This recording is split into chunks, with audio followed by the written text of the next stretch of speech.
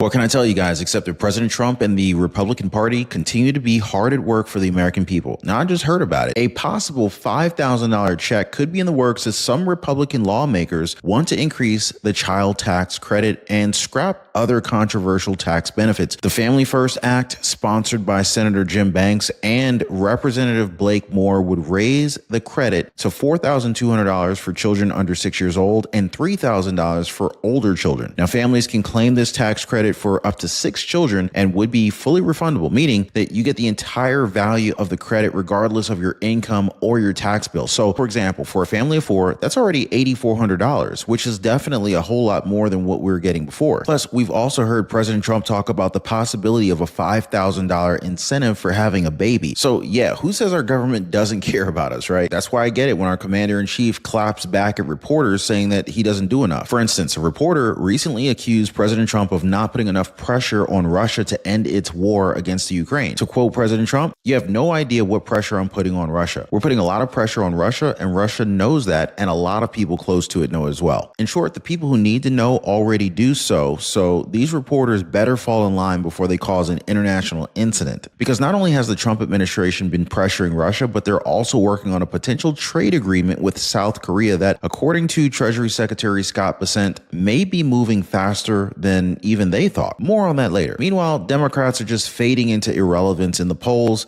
and their party is just getting desperate at this point. March polling by NBC News and CNN SSRS found Democrats with all-time low popularity ratings, 27% and 29% among voters. Hoover Institution senior fellow Victor Davis Hanson warned, as these Democrats become increasingly desperate, that there is a growing risk of additional assassination attempts against President Donald Trump. I mean, we've already seen it twice already, and that was during the campaign. What more now that the man is in office, right? But apart from that, Democrats' inflammatory rhetoric is also trying to distract us from the real repercussions of their flawed leadership. I mean, just take a look at the Democrat-led cities. City officials in Chicago and Los Angeles, they're currently grappling with how to address substantial budget shortfalls. Meanwhile, Philadelphia is struggling with various financial issues across several sectors, including both its school district and the Southeastern Pennsylvania Transportation Authority. The city's public transit system facing massive budget deficits. It is a hot mess, to quote from Jasmine Crockett. Have you ever tried putting together a 5,000-piece puzzle with no picture on the box? That's kind of like what Medicare feels like. Confusing, overwhelming, and full of traps. Well, Chapter was created to solve that exact problem. Their advisors, they take the chaos out of all of it by comparing every single plan, making sure that your doctors are in network, and spotting hidden benefits that you'd probably never find on your own. Julie from Kansas, she saved $400 a year. Jamie in Texas, she got $600 back in her Social Security. Now, guys, this is no small change. I don't have to tell you that. But the cool thing is it's totally free. There's no pressure, and you can call them at 909-563-8279, or you can go to their website at askchapter.org/Ron.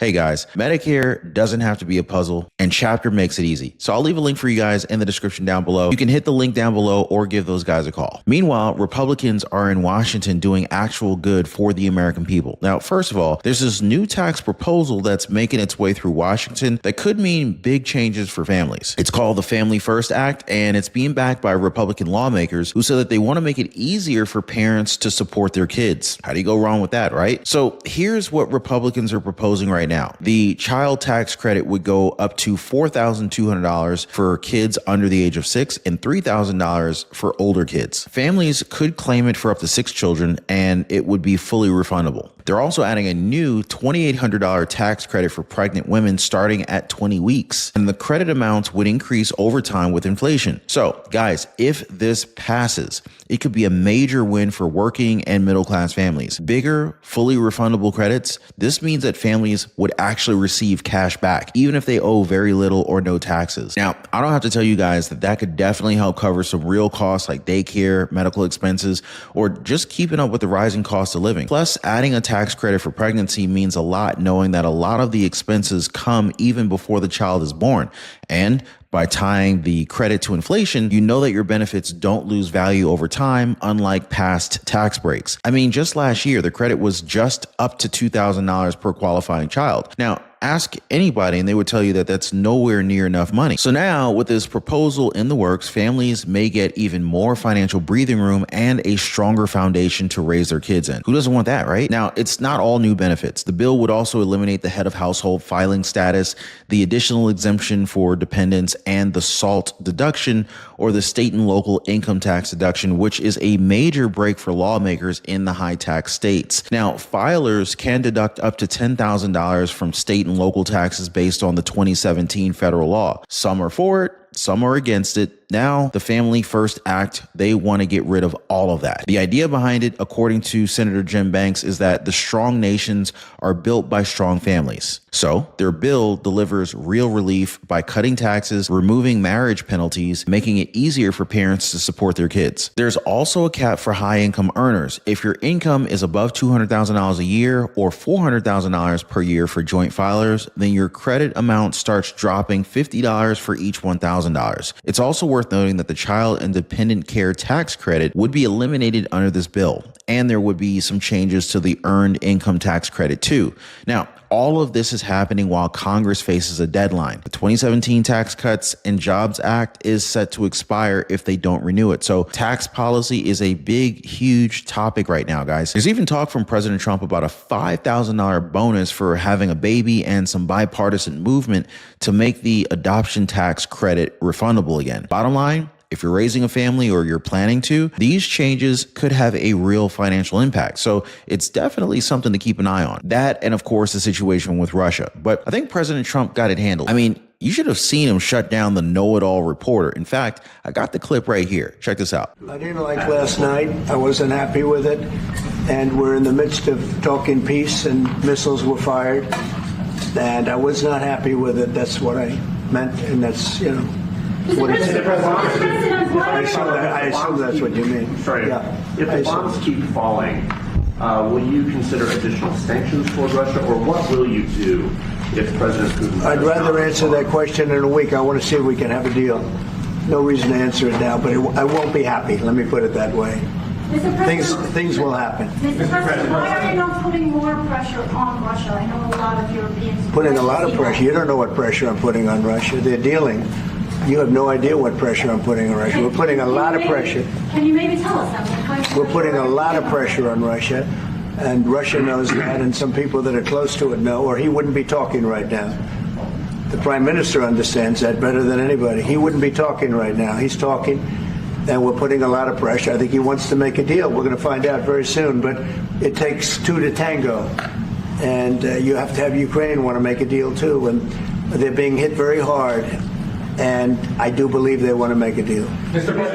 I mean, while others are playing politics, President Trump's focusing on peace and prosperity, actually getting the job done, you know? And this harassment from reporters, it just means critics are upset that they can't control. At least that's my take on this. Now, a little bit of context here. Russia launched its deadliest attack against Kyiv, Ukraine, since summer of 2024, wiping out 12 people and causing over 16,000 to take shelter in local subway systems. So a reporter thought that she would be smart and ask why Trump is not putting more pressure on Russia to stop launching attacks against Ukraine. Well, President corrected her on the spot and said that the administration is putting a lot of pressure on Russia to negotiate peace, and that Russia knows that, and a lot of people close to it know it as well. He even wrote on Truth Social that he's not happy with the Russian strikes on Kyiv, not necessary and very bad timing. He called on the Russian president, Vladimir Putin, stop. 5,000 soldiers a week are dying. Let's get the peace deal done. So yeah, President Trump's getting the job done, and he doesn't need to brief reporters on his every move. You know what I mean? Media outrage is just noise. President Trump's results, clearly they speak louder than their biased headlines. Am I right, guys? Drop a quick yes in the comments down below. Hit the like button if you guys agree. Also, do not forget to subscribe to the channel. Turn on notifications for more hot takes like this one. All right, guys. So in another part of the conversation with the press, President Trump and Treasury Secretary Scott Bessent shared some very exciting news about a potential trade agreement with South Korea. Here, check this out. Do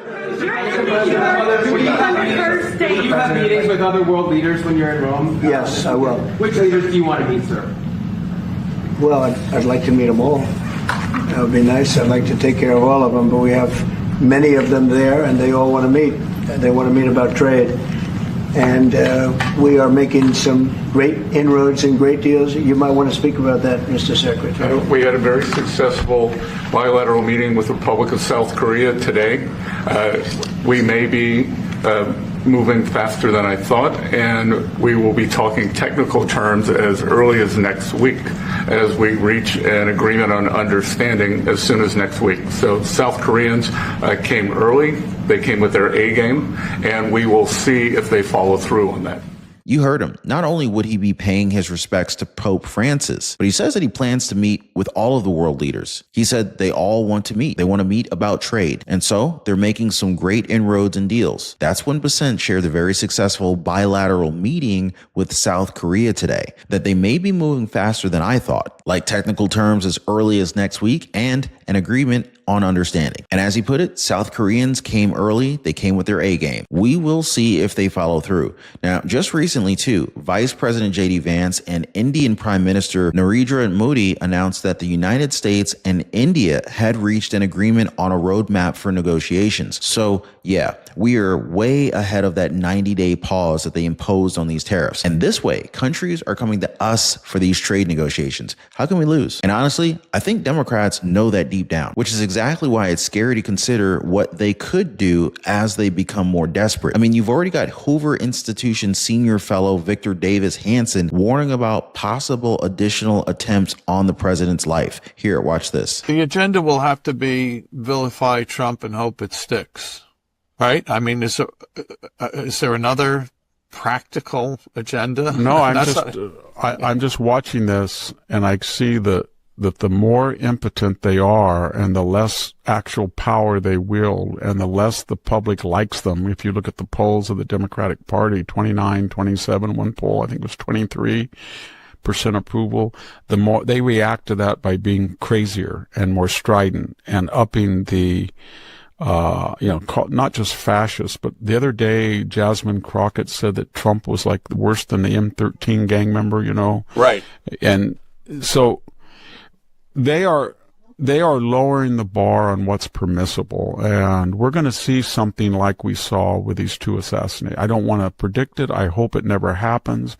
But if they keep this language up, and you start to see polls that say 50% of self-identified leftists think it's okay to shoot, and you see them romanticizing a assassin like Mangione, and you see them go fund a alleged murderer like Carmelo Anthony, and basically saying that he was a victim, and you see this M13 wife beater who was pulled over for trafficking and let go and was found. Yes, everybody, he was found by a immigration judge to have M13 ties. Even his wife did not deny it. She didn't deny that she was beaten by him either. So that is the people who they are supporting, and they all have one thing in common. They all have committed violent acts, and they're romanticized.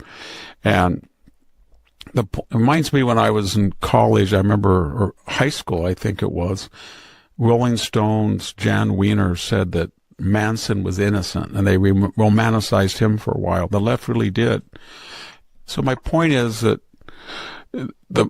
that they are creating a climate of fear and legitimizing violence, and something's going to happen. And I think they want that to happen, this hardcore wing. When you keep saying all of these things, it's cumulative. And yeah, it's not good. And well, we'll see where it leads to. I mean, pretty spot on, right? I mean, you can just feel the desperation from the left. It is palpable and it's dangerous. Trump has always been a target because he challenges the status quo. So yeah, stay safe, Mr. President. We need you now more than ever, because really, what do Democrats have to show for themselves? Chicago's facing a projected budget gap of nearly $1.2 billion for fiscal year 2026. And that's just one city. Can you imagine how they would ruin the entire country? They've got soaring pension costs, declining state revenue, and rising personnel costs. Democratic Los Angeles Mayor Mayor Karen Bass proposed laying off more than 1,600 government workers to close her city's growing budget gap. For them, there's been costly litigation, wildfire relief expenses, and large pay raises for city employees. Mark Jaffe, a visiting fellow of the California Policy Center, pointed out that blue cities do tend to spend a lot of money on a lot of different things, including DEI, so maybe there is something there for them to cut out of their budget. The school district of Philadelphia is also facing a projected budget deficit of roughly $300 million